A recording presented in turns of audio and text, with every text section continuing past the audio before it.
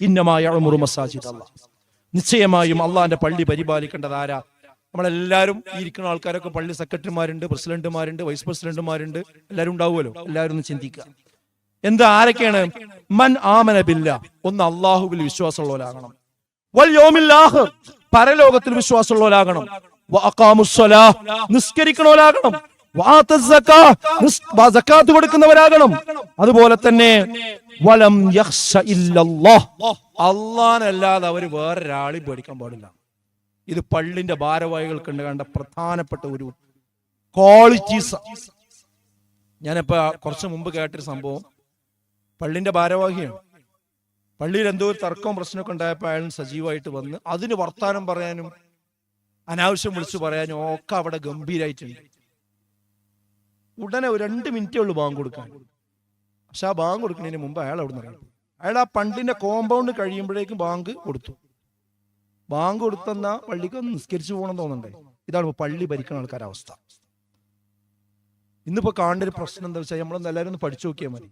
ഈ പള്ളി ഉണ്ടാക്കാനും അതിന് ഭൂമി കൊടുക്കാനും അതിന് കഷ്ടപ്പെടാനും അധ്വാനിക്കാനും പൈസ കൊടുക്കാനും ഒക്കെ ഉണ്ടായ ആൾക്കാരൊക്കെ പുറത്ത്. പിന്നെ ആരാ പള്ളിന്റെ ആൾക്കാര്? പള്ളിന്റെ ആൾക്കാര് എല്ലാ അധർമ്മത്തിലുള്ള, ഞാൻ എല്ലാ പള്ളി കമ്മിറ്റി അങ്ങനെയെന്നല്ല പറയുന്നത്, പക്ഷെ പല പള്ളി കമ്മിറ്റികളിലും അങ്ങനെ ഉണ്ട്. എല്ലാ അധർമ്മത്തിലുള്ള ആൾക്കാർ, ആ ആളുകളുടെ കയ്യിലാണ് പള്ളിയുടെ ഭരണം. എന്നിട്ടോ അവർക്ക് എതിരായതൊന്നും പിന്നെ ആ പള്ളി പറയാൻ പാടില്ല. എന്തായിരിക്കും അവസ്ഥ? പിന്നെ എന്താ നാടിന്റെ അവസ്ഥ ഉണ്ടാകുക? നമ്മൾ ആലോചിച്ചു. ഇതൊന്നും ശരിയായ നിലപാടല്ല.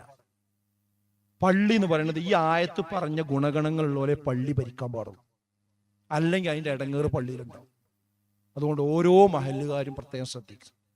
ഇതൊക്കെ ഇനി എല്ലാ മഹല്ലിലും നമ്മൾ പഠിപ്പിച്ച് എന്താണ് ഒരു മഹല്ലിൽ നിന്നും പള്ളിയിൽ നിന്നും വന്നത് കൈകാര്യം ചെയ്യേണ്ട രൂപം എന്താണെന്നും മനസ്സിലാക്കി മുന്നോട്ട് പോവുക എന്നുള്ളത് ഈ കാലഘട്ടത്തിൽ വളരെ പ്രധാനമാണ്. എങ്കിലേ ഈ അധർമ്മത്തിന്റെ, ഈ ലിബറലിസത്തിന്റെ, ഈ യുക്തിവാദത്തിന്റെ, ഈ ലഹരിയുടെ, ഈ പ്രണയക്കെടുതിയുടെ, ഈ ലൈംഗിക വൈകൃതങ്ങളുടെ, ഈ ആഭാസങ്ങളുടെ, ഈ സാമ്പത്തിക അതിക്രമത്തിന്റെ മലവെള്ളപ്പാച്ചിലിൽ നിന്ന് തടകെട്ടി നിർത്താൻ കഴിയുന്ന അണക്കെട്ടുകളാണ് ഓരോ പള്ളികൾ എന്ന് പറയുന്നത്.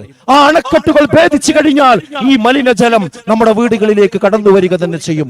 അതിനെ തടഞ്ഞു നിർത്തുന്ന ഗോപുരങ്ങളാണ് പള്ളി മിനാരങ്ങൾ എന്ന് പറയുന്നത്. ആ പള്ളിയുടെ ഭരണം എന്ന് പറയുന്നത് ഇത്തരം അധർമ്മങ്ങൾ നമ്മുടെ മഹല്ലുകളിലേക്ക് വരാതിരിക്കുവാൻ അതിനെ തടഞ്ഞു നിർത്തുന്ന കരങ്ങളാണ് പള്ളിയുടെ ഭാരവാഹികൾ എന്ന് പറയുന്നത്. അവിടേക്ക് നമ്മൾ വരാൻ നമുക്ക് കഴിഞ്ഞാൽ മാത്രമേ മുൻഗാമികളോട് നമ്മൾ നീതി പാലിക്കുന്നുള്ളൂ എന്ന് നമ്മൾ മനസ്സിലാക്കണം. ഇവിടെയുള്ള ഓരോ പള്ളികൾക്ക് പിന്നിലും, അതിന് ഏക്കർ കണക്കിന് ഭൂമി കൊടുത്ത ആളുകൾക്ക് പിന്നിൽ അവർ ലക്ഷ്യം വെച്ച ആ ലക്ഷ്യത്തിലേക്ക് ഈ പള്ളികളെ എത്തിക്കുവാൻ വ്യക്തിക്ക് ബാധ്യതയുണ്ട്, കുടുംബത്തിന് ബാധ്യതയുണ്ട്, ആ കുടുംബത്തിലെ ഉമ്മക്ക് ബാധ്യതയുണ്ട്, ഉപ്പക്ക് ബാധ്യതയുണ്ട്, ഓരോ മഹല്ലിലെ ഓരോ കുടുംബനാഥന്മാർക്കും ബാധ്യതയുണ്ട്, മഹല്ല് ഭാരവാഹികൾക്ക് ബാധ്യതയുണ്ട്. ഈ ബാധ്യതകൾ പൂർണ്ണമായി ഉൾക്കൊണ്ടുകൊണ്ട് നമുക്ക് മുന്നോട്ട് പോകാൻ കഴിയണം.